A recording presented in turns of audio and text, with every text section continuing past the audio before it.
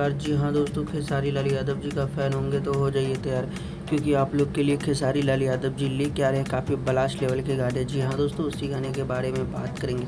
तो गाने का जो है लास्ट तक आप लोग ज़रूर इस वीडियो को देखिए। दोस्तों बता दो, गाने का नाम है जून में। इस गाने को खेसारी लाल यादव और नेहा पाठक जी ने गाए हैं।